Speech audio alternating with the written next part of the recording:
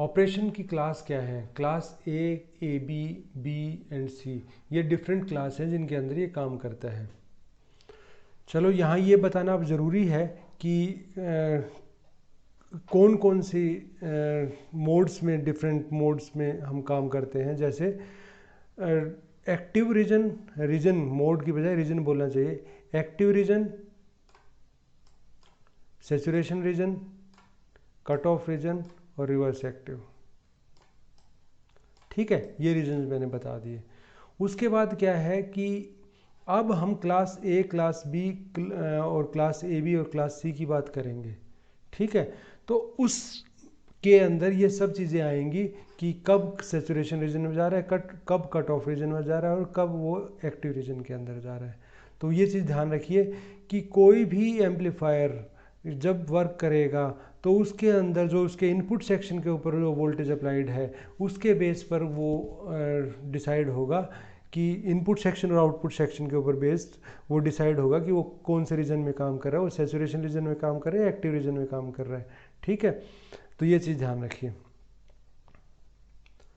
यहाँ देखिए क्लास ए की बात कर रहे हैं। क्लास ए एम्पलीफायर के अंदर क्या होगा कि यहाँ जो इनपुट सिग्नल आप दे रहे हैं ये input signal completely output signal मिलेगा, आउटपुट सिग्नल मिलेगा। फेज तो चेंज होगा ही, फेज तो चेंज होगा ही, लेकिन क्या है कि ये सिग्नल कंप्लीट होगा, सिग्नल क्लिप्ड नहीं होगा। आप ये कह सकते हो सिग्नल के अंदर क्लिपिंग नहीं होगी। ठीक है, और यदि मैं इसको कंपैरिजन करूं तो आगे मैं कंपैरिजन भी करके दिखाऊंगा। तो यहाँ जो भी मैं सिग्नल लगा रहा हूँ वो आउटपुट सिग्नल उसका रिप्लिका होगी, एम्पलीफाइड सिग्नल होगा लेकिन रिप्लिका होगी इनपुट सिग्नल की। ठीक है, ये क्लास ए है। इसके बारे में और भी बहुत बात करेंगे, जैसे मेरे पास और कोई स्लाइड आएंगी आगे तो मैं उसमें एक्सप्लेन करूँगा। डायग्राम से एक्सप्लेन करना इजी होता है आपके लिए। ये देखो, ये क्यू पॉइंट है। Q point means operating point, Q point means question point, operating point आप कह सकते हो इसको। यहाँ कट ऑफ लाई करता है, यहाँ सेचुरेशन रीजन लाई करता है। यहाँ कट ऑफ रीजन लाई करता है, यहाँ सेचुरेशन रीजन लाई करता है। मैंने आपको ये बताया था कि जो आउटपुट कैरेक्टरिस्टिक हैं उसका बहुत इम्पोर्टेंस है। अब जितना भी फंक्शनिंग समझाई जाएगी वो सारी मैं इन्हीं के ऊपर समझाऊंगा, इसी के ऊपर क्लियर होगी आपको। ठीक है, ये जो आउटपुट कैरेक्टरिस्टिक्स हैं इसको ज़्यादा कम्प्लेक्स ना दिखाते, ये चीज़ें नहीं दिखाई गई, ये हटा दी गई यहाँ से। लेकिन यहाँ आप ये चीज़ समझ लो कि ये चीज़ क्या है, ये डिफरेंट इनपुट करंट्स के ऊपर ये ड्रॉ किए गए हैं। और आप ये चीज़ देख लो कि ऑपरेटिंग पॉइंट यदि यहाँ है, ऑपरेटिंग, इसके लिए याद रखना ऑपरेटिंग पॉइंट क्लास ए के लिए सेंटर पे लाई करता है। ध्यान रखना ऑपरेटिंग पॉइंट सेंटर के ऊपर लाई करता है। ऑपरेटिंग पॉइंट है क्या, आपके दिमाग में बार बार ये बात आएगी, ऑपरेटिंग पॉइंट है क्या? Operating point is a just set of एक सेट है किस चीज़ का? आउटपुट वोल्टेज का, आउटपुट करंट का और इनपुट करंट का।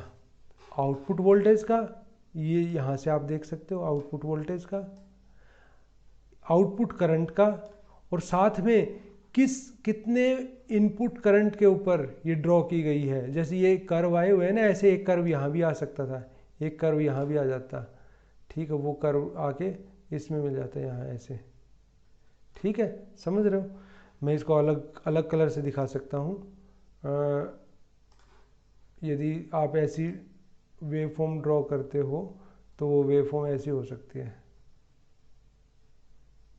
ठीक है, तो यहाँ एक ऑपरेटिंग पॉइंट आपको मिलेगा। ऑपरेटिंग पॉइंट एक सेट है जो ये बताता है कि कितनी आपकी वोल्टेज, आउटपुट वोल्टेज है और कितना आपका आउटपुट करंट है और कितने इनपुट करंट के लिए अप्लाई किया गया है। ठीक है, तो ऑपरेटिंग पॉइंट एक सेंटर पॉइंट है यहाँ, और जो वेरिएशन है वो इसका इतना अलाउड, कितना अलाउड है देखिए, वेरिएशन इसका इतना भी हो सकता है, वेरिएशन इसका इतना भी हो सकता है।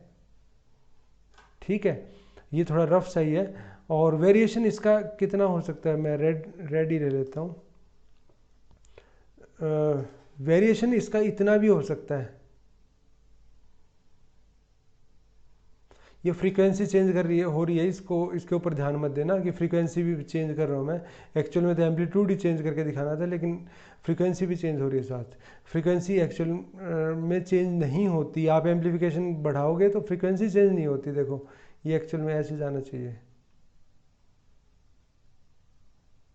ठीक है, इस तरीके से, ठीक है। तो मैं दोबारा करके दिखा देता हूँ एक बार क्लियर सा इसको। देखिए आप, ये सिग्नल है और इसका इस तरीके का सिग्नल भी हो सकता है, इस तरीके का सिग्नल भी, इस तरीके का सिग्नल भी हो सकता है, इस तरीके का सिग्नल भी हो सकता है, ठीक है। ये थोड़ा रफ सा ही आ रहा है क्योंकि मैं माउस से ड्रॉ कर रहा हूँ, तो इसलिए वो क्लैरिटी आ नहीं रही इसके अंदर। तो इसमें आप ये चीज़ देखिए कि एक टाइम ऐसा आएगा जब सिग्नल इसको यहाँ से क्रॉस कर जाएगा और सिग्नल यहाँ नीचे से भी क्रॉस कर जाएगा। तब क्या होगा, तब आपको आउटपुट में ये सिग्नल नहीं मिलेगा। जो सिग्नल इसको क्रॉस करेगा वो आपको आउटपुट में नहीं मिलेगा, और यहाँ से जो क्रॉस करेगा वो आउटपुट में नहीं मिलेगा। इट मीन्स क्या हुआ, सिग्नल क्लिप होगा तो दोनों तरफ से होगा, नहीं होगा तो दोनों तरफ से नहीं होगा, ठीक है। इसमें आपको सबसे अच्छी चीज़ क्या है, इसकी क्लास ए की सबसे बढ़िया चीज़ क्या है कि आपका जो सिग्नल होगा, जो आउटपुट में सिग्नल आएगा, that will be the replica of the input signal, that will be the replica of the input signal. ध्यान रखना ये चीज़, वो इनपुट सिग्नल का रिप्लिका होगी। रिप्लिका मीन्स सेम होगा लेकिन एम्पलीफाइड होगा, ठीक है। और इसलिए हम बोलते हैं कि जो क्लास ए की फिडेलिटी ज़्यादा होती है। फिडेलिटी का मतलब होता है फेथफुलनेस। आपने हाई फाई वर्ड सुना है कभी? हाई फाई सुना होगा, हाई फाई सिस्टम। तो हाई फाई का मतलब होता है हाई फिडेलिटी। हाई फाई जो बना है वो हाई फिडेलिटी के कारण बना है।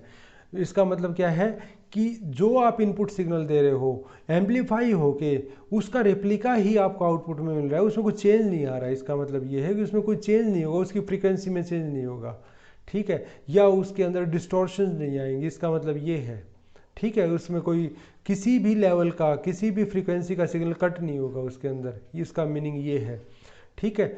तो इसका मतलब क्या हुआ कि क्लास ए के अंदर आपको बेस्ट रिप्लिका मिलता है इनपुट सिग्नल का। लेकिन क्लास ए की लिमिटेशन भी है। लिमिटेशन क्या है देखिए आप, जब सिग्नल जीरो है, यदि मैं ये मानता हूँ कि ये इस जगह भी ये जीरो लेवल को रिप्रेजेंट कर रहा है, जब सिग्नल जीरो है, क्योंकि इससे ऊपर सिग्नल वेरी कर रहा है, इससे नीचे सिग्नल वेरी कर रहा है, यहाँ मैं जीरो मानता हूँ। जब सिग्नल जीरो है उस टाइम भी आपका सिस्टम इतना तो वोल्टेज और इतना करंट कंज्यूम कर ही रहा है। समझे आप? इतना तो वोल्टेज और इतना करंट तब भी कंज्यूम कर रहा है जब आपका जीरो सिग्नल भी है। तो जब यहाँ जीरो सिग्नल है तब भी इतना सिस्टम आपका कंज्यूम कर रहा है। इसलिए एफिशिएंसी वाइज देखा जाए तो वर्स्ट है क्लास ए एम्पलीफायर। समझे? एक एडवांटेज है, बेस्ट है फिडेलिटी वाइज, और वर्स्ट है यदि मैं इसको इसकी एफिशिएंसी से को कंपेयर करूं तो ये वर्स्ट है, ठीक है। Is it clear? नेक्स्ट है क्लास ए बी की बात आ जाती है। क्लास ए बी के अंदर क्या होता है देखिए, इसके अंदर जो ऑपरेटिंग पॉइंट है वो सेंटर को छोड़ के कहीं भी लाई करता है। सेंटर पे लाई नहीं करता, उसके अलावा ये सेंटर पॉइंट है, सेंटर के अलावा वो कहीं भी लाई कर सकता है, इधर भी ऊपर भी कहीं लाई कर सकता है और नीचे भी कहीं भी लाई कर सकता है। उसके अंदर क्या होगा कि सिग्नल यदि इतना छोटा हुआ तो कोई बात नहीं, वो सिग्नल ही होगा, पूरा कंप्लीट मिलेगा आपको आउटपुट में। लेकिन यदि सिग्नल का लेवल थोड़ा इंक्रीज होगा, जैसे यहाँ है, तो वो क्या होगा, एक साइड से तो आपको कंप्लीट मिलेगा और एक साइड से आपको क्लिप होके मिलेगा, वो सिग्नल कट जाएगा वो सिग्नल, ठीक है। तो ये इसकी लिमिटेशन है। यदि मैं इसको फिडेलिटी वाइज देखूँ, फेथफुलनेस देखूँ, तो इसकी ए से कम है। मीन्स एक तरफ का सिग्नल आपको कंप्लीट मिला है और दूसरी तरफ का सिग्नल क्लिप हो गया, ठीक है। या ऐसा भी हो सकता है क्लिप ना हो, ठीक है, ऐसा भी हो सकता है सिग्नल छोटा है तो क्लिप ना हो, ऐसा भी हो सकता है। लेकिन मैं ये नहीं कहूँगा कि हमेशा ही ऐसा होगा कि सिग्नल क्लिप ही होगा, ऐसा भी हो सकता है क्लिप ना हो। लेकिन ऐसे चांसेस हैं कि आपको एक तरफ का सिग्नल पूरा मिल जाए और दूसरी तरफ का सिग्नल आपका क्लिप हो जाए, ये भी चांसेस हैं, ठीक है। और एफिशिएंसी वाइज ये बेटर है, क्लास ए से बेटर है। क्यों एफिशिएंसी वाइज बेटर है? देखो यहाँ वोल्टेज करंट लेवल इतना कम आ गया, वोल्टेज लेवल ये है, करंट लेवल ये डिक्रीज हो गया, तो इसलिए एफिशिएंसी वाइज ये बेटर है। अब क्लास बी बोलता हूँ। क्लास बी के अंदर क्या है कि जो ऑपरेटिंग पॉइंट है वो यहाँ लाई करेगा एक्सट्रीम्स के ऊपर, या तो इस एक्सट्रीम के ऊपर लाई करेगा या इस एक्सट्रीम में, किसी भी एक्सट्रीम के ऊपर लाई कर सकता है। इसने यहाँ का एग्जांपल दिया है, मैं कह रहा हूँ यहाँ भी लाई कर सकता है। तो यदि यहाँ लाई कर रहा है तो सीधी सी बात है, इस लाइन से ऊपर जो चीज़ आएगी या इस लाइन से नीचे जो चीज़ आएगी वो सिग्नल आपका क्लिप हो जाएगा, ये सिग्नल आपका क्लिप हो गया, आउटपुट में मिलेगा ही नहीं आपको आउटपुट में क्या मिलेगा? सिर्फ यही सिग्नल मिलेगा और कोई सिग्नल नहीं मिलने वाला आपको आउटपुट। इट मीन्स क्या हुआ? आपको क्लास बी के अंदर हाफ सिग्नल मिलेगा आउटपुट में, हाफ मीन्स पॉजिटिव हाफ मिल गया, जैसे नेगेटिव हाफ क्लिप हो गया, या पॉजिटिव हाफ क्लिप होगा, नेगेटिव हाफ मिलेगा, half signal will be present in the output. ये चीज़ ध्यान रखना, क्लास बी के अंदर हाफ मिलेगा। तो एडवांटेज क्या हुई? एडवांटेज ये हुई कि इसकी एफिशिएंसी और भी बेटर है, क्योंकि यहाँ करंट और भी कम हो गया, एफिशिएंसी और अच्छी है। लेकिन क्या होगा, नुकसान क्या है कि आपको सिग्नल तो हाफ ही मिल रहा है ना, फेथफुलनेस कम होगी, फिडेलिटी कम होगी, सिग्नल हाफ ही मिल रहा है। हाँ, इसके अंदर थोड़ा सा इसको ट्रिक से हैंडल करें तो थोड़ा टेक्टफुली हैंडल करें तो दो क्लास भी मिला के आपको पूरा सिग्नल मिल सकता है। एक से आप पॉजिटिव सिग्नल ले लो, दूसरे से आप नेगेटिव सिग्नल ले लो, तो ये काम तो आप कर सकते हैं और इसका यूज़ भी होता है इस कंसेप्ट का। वहाँ भी तो लेकिन थोड़ी प्रॉब्लम आ जाती है, क्रॉस ओवर डिस्टोर्शन आती है। फिडिलिटी वाइज बेस्ट वही रहेगा क्लास ए, लेकिन एफिशिएंसी वाइज देखें तो क्लास बी काफ़ी अच्छा है, बेटर है, क्लास ए बी से भी ज़्यादा बेटर है। क्लास ए बी को समटाइम्स क्लास डी भी बोल देते हैं, इसलिए कंफ्यूज मत होना कि क्लास बी ए बी को क्लास डी भी बोल देते हैं। उसके बाद आता है क्लास सी। क्लास सी जो है वो हाफ टाइम से भी कम कंडक्ट करता है, आधे टाइम से भी कम कंडक्ट करेगा। उसके अंदर जो ऑपरेटिंग पॉइंट है वो जो एक्सट्रीम्स है उनसे भी क्रॉस करके लाई करता है। जैसे ये एक्सट्रीम था, कट ऑफ रीजन ये था, तो इससे भी नीचे आगे यहाँ भी एक लाई कर सकता है, यहाँ भी लाई कर सकता है, कहीं भी आगे लाई कर, इस लाइन को मैं आगे बढ़ा दूँ, इस लाइन तो इस यहाँ भी लाई कर सकता है, यहाँ भी लाई कर सकता है, किसी जगह पे भी लाई कर सकता है। जहाँ भी लाई करेगा तो ऑपरेटिंग पॉइंट कहीं भी है तो वहाँ से सिग्नल आपको ड्रॉ करना है। और आप ये देखिए, जो इस लाइन से, कट ऑफ लाइन से जो ऊपर आएगा, जो एक्सट्रीम से, इस एक्सट्रीम की बात कर लो, जो एक्सट्रीम से ऊपर सिग्नल आएगा वही आपका आउटपुट में अवेलेबल होगा, बाकी सिग्नल मिस हो जाएगा, बाकी सिग्नल आउटपुट में नहीं आएगा।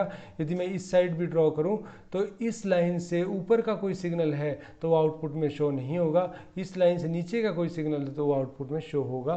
क्लास सी और क्लास ए बी को यदि मैं कंपेयर करूं तो दोनों की फिडेलिटी अच्छी नहीं है, दोनों की फिडेलिटी बहुत बेकार है और दोनों से सिग्नल रिकंस्ट्रक्ट करना भी बहुत मुश्किल होता है, ठीक है।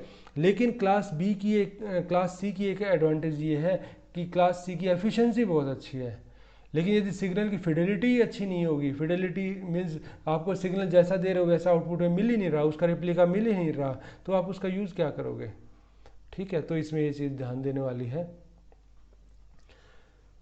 फिडेलिटी और एफिशिएंसी की बात आती है, जो मैं आपको पहले ही बता चुका कि the degree to which a device accurately reproduces at its output, कि जो सिग्नल कितना अच्छे से रिप्रोड्यूस कर सकता है उसको बोलते हैं फिडेलिटी। और क्लास ए की ये बेस्ट होती है।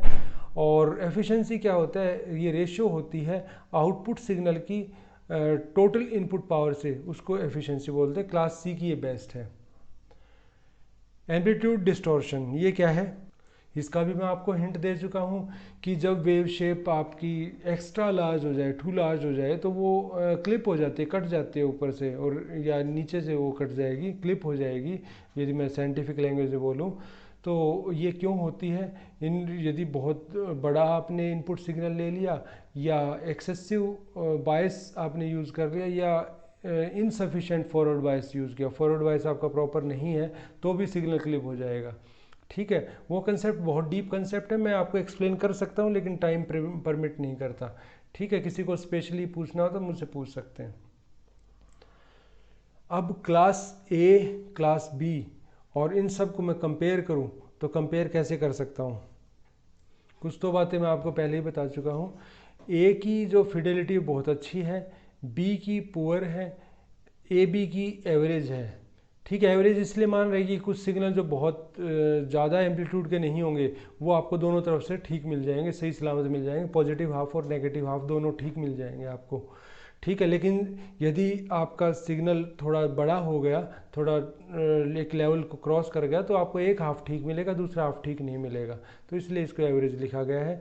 वर्स्ट है इसकी, ठीक है, ये ओवर ड्राइवन है, इसकी पुअर है, और जो एफिशिएंसी है वो इसकी क्लास ए की वर्स्ट है, मैंने बताया था आपको।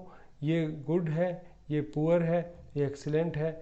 जनरली हम इन चार की बात करते हैं। क्लास ए बी को क्लास डी भी बोलते हैं, इसको क्लास डी भी बोल सकते हैं।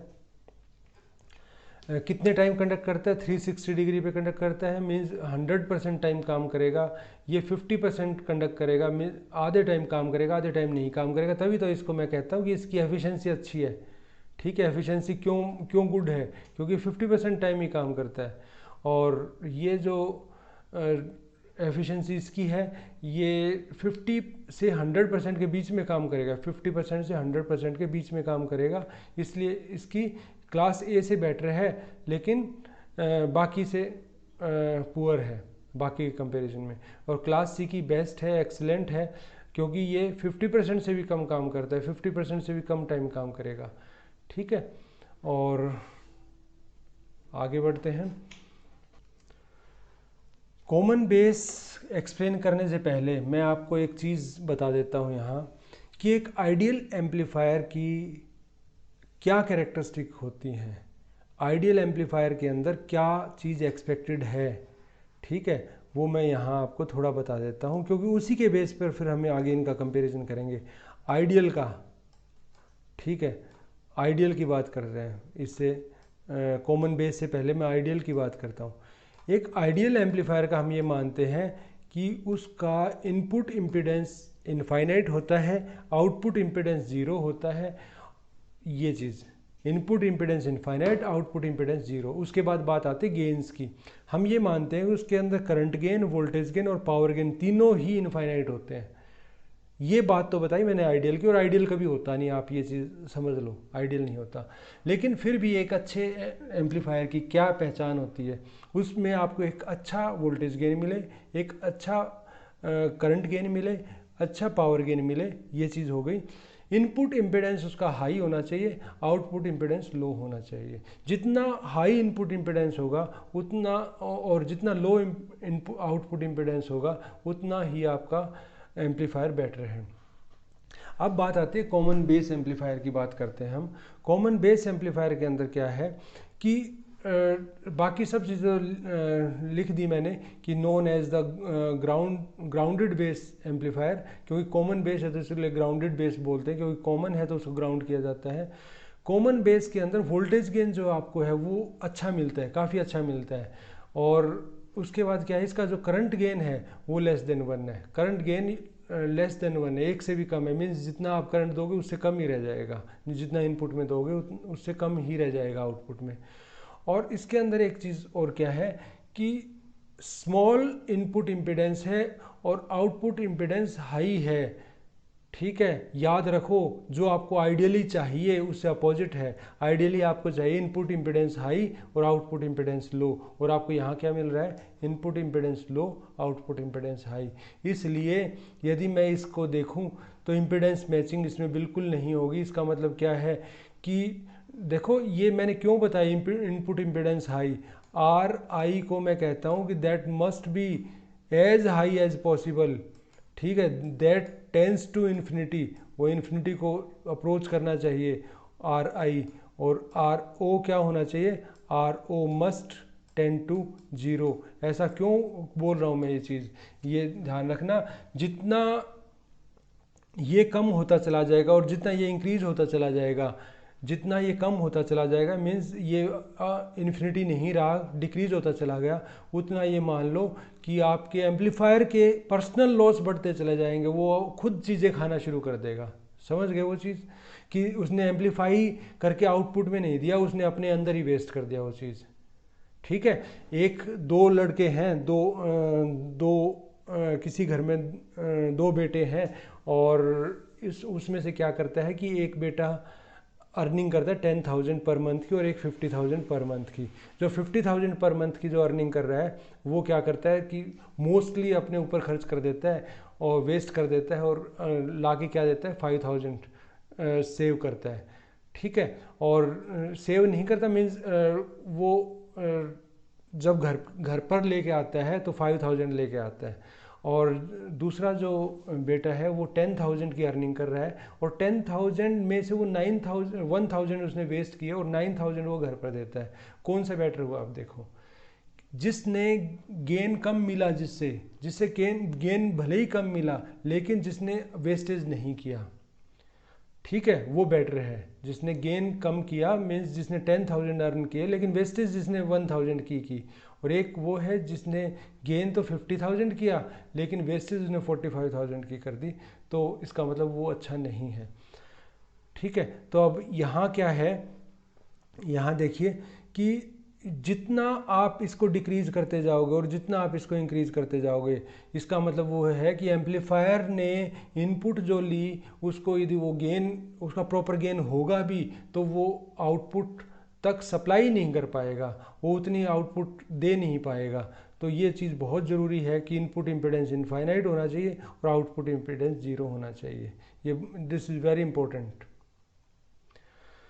कॉमन बेस एम्पलीफायर की ही आगे बात कर रहे हैं। R1 क्या काम कर रहा है, R2 क्या काम कर रहा है, ये काम वही हैं जो मैं पहले एक्सप्लेन कर चुका हूँ, इसके अंदर कोई स्पेशल चीज़ नहीं है। बस यहाँ एक चीज़ देख लीजिए आप, वहाँ जो इनपुट लगाई थी कॉमन एमिटर में वो बेस टर्मिनल के ऊपर लगाई थी, यहाँ हम एमिटर टर्मिनल के ऊपर लगा रहे हैं, ये चीज़ ध्यान रखिए बस। C1 C2 वगैरह, और हाँ वहाँ मैंने कहा था ये कंप्लीट नहीं है, कंप्लीट ये सर्किट सब भी नहीं है। तो इसमें क्या है कि ये आउटपुट टर्मिनल के ऊपर भी फिल्टर के लिए लगता है, वो कॉमन एमिटर में भी लगता है वो चीज़, और आप मोस्टली कॉमन एमिटर ही पढ़ोगे, उसमें आउटपुट सेक्शन के ऊपर भी लगता है। कि आउटपुट सेक्शन के ऊपर इसलिए लगता है कि सिर्फ AC ही बाहर आए, मीन्स जो चीज़ आप प्रोसेस कर रहे हो वही बाहर आए, ये DC सिग्नल बाहर ना आए, तो इसलिए लगाते हैं हम वो चीज़। कॉमन बेस का डायग्राम फिर है, इसमें मोस्टली चीज़ मैं आपको बता चुका हूँ और कोई बताने वाली स्पेशल चीज़ इसमें है नहीं। कॉमन कलेक्टर कंपैरिजन यदि मैं करूँ कॉमन बेस से, तो कॉमन कलेक्टर का यूज़ ज़्यादा है कॉमन बेस से। हालांकि कॉमन एमिटर का मैक्सिमम यूज़ है लेकिन कॉमन कलेक्टर का कॉन्फ़िगरेशन का यूज़ है। अब देखिए इसकी क्या स्पेशलिटी है। कॉमन कलेक्टर को एमिटर फ्लोवर भी बोलते हैं। इसके अंदर क्या है कि इसको एमिटर फ्लोवर इसलिए बोलते हैं कि इसमें जो वोल्टेज गेन होता है वो अप्रॉक्सीमेटली 1 होता है, 1 से कम ही होता है। मींस यदि आप फॉर एग्जांपल 1 वोल्ट का सिग्नल दोगे तो वो आपको आउटपुट में 1 से कम ही मिलेगा, ज़्यादा नहीं मिलेगा। मींस 1 से कम इसका गेन होता है, और इसके अंदर करंट गेन हाई होता है, करंट गेन बहुत अच्छा होता है, और इसके अंदर पावर गेन भी अच्छा है। सबसे अच्छी चीज़ जो क्या है, कॉमन एमिटर से भी अच्छी चीज़ इसमें क्या है, जो एक पॉइंट इसका कॉमन एमिटर से भी अच्छा है, वो ये है कि इसका इनपुट इम्पीडेंस हाई होता है और आउटपुट इम्पीडेंस लो होता है। तो इसलिए मैं आपको एक स्पेशली इसका यूज़ बता रहा हूँ, अगले पेज पे बताऊँगा कि ये इम्पीडेंस मैचिंग के काम आता है। अब इम्पीडेंस मैचिंग के लिए कैसे काम आता है वो मैं आपको अभी एक्सप्लेन कर रहा हूँ। देखिए ये एक एम्पलीफाइंग स्टेज है, मैंने बताया था कॉमन एमिटर एम्पलीफिकेशन के लिए यूज़ होता है। ये कॉमन एमिटर की स्टेज है, एम्पलीफिकेशन के लिए यूज़ हो रही है। ये डिजाइनिंग में बहुत ज़रूरी है, जो कंसेप्ट मैं अभी बता रहा हूँ ये डिजाइनिंग के अंदर बहुत ज़रूरी है। यदि मैंने यहाँ एक इनपुट देता हूँ यहाँ और आउटपुट लेता हूँ, और यहाँ मैंने कोई लोड कनेक्ट कर दिया, कॉमन एमिटर कॉन्फ़िगरेशन का जो आउटपुट इम्पीडेंस होता है वो मॉडरेट होता है, मीडियम होता है, वो इतना लो नहीं होता जितना कॉमन कलेक्टर का होता है। देखिए आप यहाँ देख सकते हो इनपुट इम्पीडेंस मीडियम होता है, देखिए इसका कॉमन एमिटर का, और आउटपुट इम्पीडेंस भी मीडियम होता है। इनपुट इम्पीडेंस और आउटपुट इम्पीडेंस दोनों मीडियम होते हैं, जबकि कॉमन कलेक्टर का आउटपुट इम्पीडेंस जो है वो लो होता है। तो इसका जो आउटपुट इम्पीडेंस है वो 45 किलो है। मैं इसका आउटपुट इम्पीडेंस मानता हूँ 45 किलो, मैं लिख लेता हूँ, ठीक है। मैं इसका आउटपुट इम्पीडेंस 45,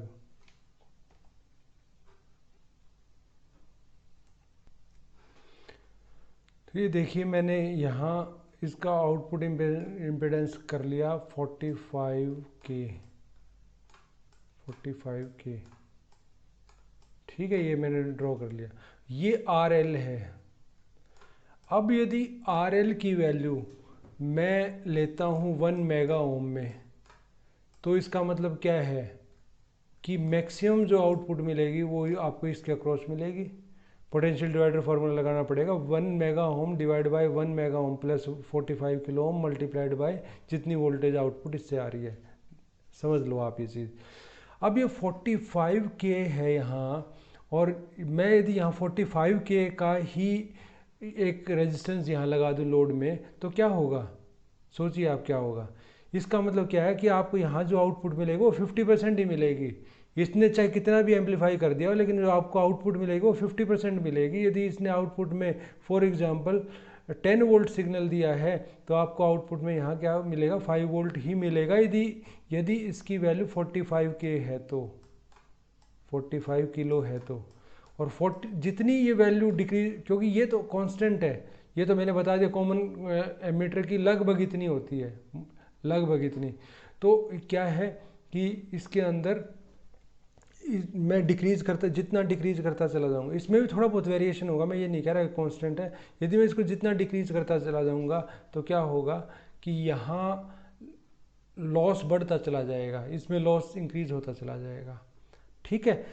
तो फिर क्या करें। और सबसे पहली चीज़ तो आप यही मान के चलो कि जब आप कोई सोर्स यूज़ कर रहे हो तो क्या आप ये बताते हो कि मैं इसके साथ ये लोड लगाऊंगा। जब आप घर पे इलेक्ट्रिसिटी की सप्लाई ली है तो क्या आप ये बता के चले हो कि मैं घर पे लोड ये लगाने वाला। घर पे आप लोड कुछ भी लगा लेते हो, चाहे बल्ब जलाते हो, चाहे आप फैन चलाते हो, चाहे आप AC ऑन करते हो, कुछ भी चला लेते हो आप।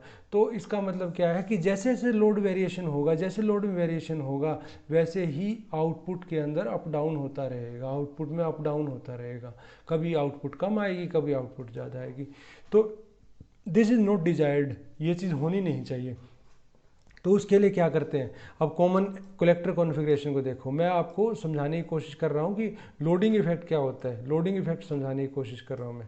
कॉमन कलेक्टर के अंदर क्या होता है, कॉमन कलेक्टर के अंदर जो आउटपुट इम्पीडेंस होता है वो बहुत कम होता है, दैट इज़ अराउंड 80 के करीब बताया गया है, 80 ओम के करीब।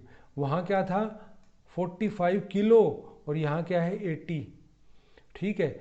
अब क्या है कि RL जो है उसके अंदर बहुत सारा स्कोप है कि आप उसको काफ़ी कम तक ला सकते हो, उसके ऊपर इफ़ेक्ट नहीं पड़ेगा, वोल्टेज के ऊपर इफ़ेक्ट नहीं पड़ेगा कि जितनी वोल्टेज, समझ रहे हो ना कि इसका और इसका रेशो। यदि मैं इसको ले लूँ 50 किलो के अंदर ले लूँ या 45 किलो के अराउंड ले लूँ, तो ये 45 किलो मीन्स 45,000। यदि 45,000 के सामने मैं 80 को कंपेयर करूं तो 80 इज नेग्लिजिबल, ठीक है। तो इसका मतलब क्या है कि यहाँ आपके पास ज़्यादा स्कोप है। हाँ, अपर साइड में इसका रेजिस्टेंस आप कितना भी इंक्रीज कर लो, उसका इसके ऊपर बैड इफेक्ट नहीं पड़ेगा। लोअर साइड में जब आप आओगे ना, लोअर साइड में इसके अंदर आओगे तो आपको लिमिट वो जल्दी मिल गई, 45K पे मिल गई। और मैंने आपको क्या बताया था कि आइडियल एम्पलीफायर का जो आउटपुट इम्पीडेंस है वो जीरो होना चाहिए। इसीलिए तो बोला गया है यदि ये जीरो होगा तो आपके पास स्कोप सारा है, आप जीरो से लेके कितना भी लोड लगा दो। लेकिन अब ये 80 है तो लगभग ये मानो कि आपके पास स्कोप है कि आप 500 ओम तक आपके ऊपर कोई ज़्यादा इफेक्ट पड़ने वाला है नहीं, तो इसका मतलब आपका जो स्कोप है वो इंक्रीज हो गया। इट मीन्स जो कॉमन कलेक्टर है उसके अंदर लोडिंग इफेक्ट नहीं आएगा जल्दी से। और कॉमन कलेक्टर के को हम ज़्यादातर यूज़ करते हैं किस चीज़ के लिए, इम्पीडेंस मैचिंग के लिए, इसी चीज़ को बोलते हैं। अब इम्पीडेंस मैचिंग आप ट्रांसफार्मर का यूज़ करके भी पढ़ोगे, लेकिन अब यहाँ एक बार समझ लो कि कॉमन कलेक्टर को एज ए बफर यूज़ किया जाता है इस कैरेक्टरिस्टिक के कारण ही। ये जैसे यहाँ आपने कॉमन एमिटर यूज़ किया, ये कॉमन एमिटर होगा, और इसके बाद यदि आप डायरेक्ट लोड लगा दोगे, चाहे कितनी स्टेज हैं, मान लिया आपकी 2 स्टेज कॉमन एमिटर की हैं, ठीक है, चाहे कितनी भी स्टेज आप लगा लो कॉमन एमिटर की, लेकिन यदि उसके बाद आप डायरेक्ट लोड यूज़ करोगे तो उसके अंदर आपके लोड इंडिपेंडेंट नहीं होगा, वो लोड का इफेक्ट पड़ेगा उसके ऊपर। लोड कम होगा तो अलग आउटपुट आएगी, ज़्यादा होगा तो अलग आउटपुट आएगी। तो बेटर क्या है कि कॉमन कलेक्टर कॉन्फ़िगरेशन को हम लास्ट स्टेज में यूज़ करते हैं। बेटा ध्यान रखना है इस चीज़ को, कॉमन कलेक्टर कॉन्फ़िगरेशन को हम लास्ट स्टेज में यूज़ करते हैं, जहां हम लोड लगाते हैं उससे पहले। क्यों यूज़ करते हैं उसको, एज ए बफर बोलते हैं, हम एज ए बफर यूज़ करते हैं। बफर का मतलब क्या है कि वो इसको, इस पूरे सर्किट को बचा लेता है लोडिंग होने से। कॉमन कलेक्टर का ये काम है। तो कॉमन कलेक्टर के लिए आप कई यूज़ पढ़ोगे कि इम्पीडेंस मैचिंग के लिए यूज़ होता है, या समटाइम्स आप ये कहते हैं कि buffer as a buffer use होता है। काम वही है। बफर आप ये मत समझना जो आप कंप्यूटर्स में पढ़ते हो बफर, बफरिंग हो रही है मीन्स जो स्टोरेज होती है उसको, वो नहीं है। यहाँ बफर का मतलब ही ये है कि ये चीज़ इसको प्रोटेक्ट कर रही है, ठीक है, एक बफर की तरह काम कर रहे हैं। जैसा मैंने पहले ही बताया था कि नेगेटिव फीडबैक तो यूज़ हो ही रही है इसके अंदर, और उसको डीजेनरेटिव फीडबैक भी बोलते हैं। और नेगेटिव फीडबैक हम स्टेबिलिटी के लिए यूज़ करते हैं। वो कहीं मुझे मौका मिला तो मैं आपको अच्छे से एक्सप्लेन करूँगा। और इसका जो वोल्टेज गेन है वो <1 है, पहले एक्सप्लेन कर चुका हूँ मैं। कॉमन कलेक्टर कॉन्फ़िगरेशन दिखाई गई है। इसमें आप ये देखना कि लगभग आपको ये दिखेगा कि भाई ये तो वही है जो कॉमन एमिटर का था। नहीं, ये थोड़ा डिफरेंट है। यहाँ हमने इनपुट अप्लाई किया और आउटपुट हम यहाँ से ले रहे हैं, यहाँ से ले रहे हैं, बजाय कि हम यहाँ से। जब कॉमन एमिटर की बात करें तो हम आउटपुट यहाँ से ले रहे थे, अब हम आउटपुट यहाँ से ले रहे हैं। ये डिफरेंस है यहाँ, ठीक है। और यहाँ एक चीज़ और है कि ये इन फेज आता है, सेम फेज में। देखो ये और ये सेम फेज में है, और जबकि कॉमन एमिटर कॉन्फ़िगरेशन के अंदर ये अपोजिट फेज के अंदर होते हैं दोनों। कॉमन कलेक्टर के अंदर ये चीज़ें लगी रहती हैं, कनेक्ट रहती हैं। जो C2 है वो बाईपास कैपेसिटर है, ठीक है। C2 ये बाईपास कैपेसिटर, बाईपास कैपेसिटर का क्या काम है मैं एक्सप्लेन करूँगा आपको। कॉमन कलेक्टर कॉन्फ़िगरेशन दोबारा दिखाई गई है। हाँ, इसमें यहाँ देखिए कि जैसे ही इसके अंदर ट्रांजिस्टर के अंदर वोल्टेज ड्रॉप इंक्रीज होगा तो जो R3 जो रेजिस्टेंस है उसके अंदर ड्रॉप डिक्रीज होगा। देखो वहाँ कॉमन एमिटर से अपोजिट है, यहाँ वहाँ आउटपुट आपको कहाँ से ले रहे थे, आउटपुट आप इस रेजिस्टेंस से ले रहे थे, यहाँ जो रेजिस्टेंस लगा हुआ था, यहाँ आप यहाँ से ले रहे हो। तो ये डिफरेंस है दोनों के अंदर, ठीक है। ये कुछ कॉन्फ़िगरेशंस की बात की। नेक्स्ट हम स्टेबलाइजेशन की बात करेंगे।